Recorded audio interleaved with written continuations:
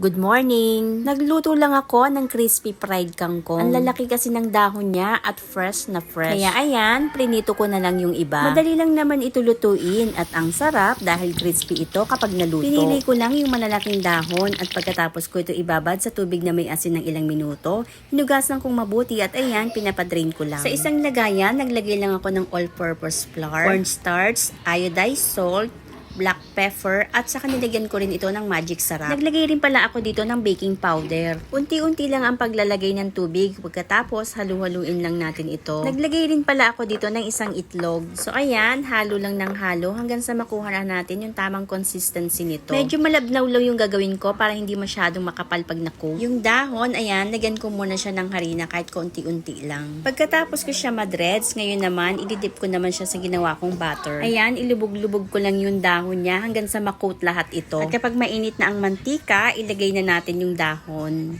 Huwag masyadong malakas ang apoy para hindi mabilis masunog yung niluluto natin. At kapag light brown na yung nasa ilalim, baliktarin na natin ito para maluto naman yung nasa ibabaw. Pwedeng mag-try lang muna tayo ng isa, pagkatapos tikman muna natin kung okay na yung timpla. At kung matabang pa sa inyong panlasa, pwede pa tayong magdagdag. Yung ginawa kasi nating butter ang magpapasarap dyan. Paulit-ulit lang hanggang maluto na natin lahat ito. Ganyan lang kasimple ang pagluto ng masarap na crispy fried kangkong. At dahil luto na yan, maghain na tayo. Thank you for watching. Please don't forget to subscribe.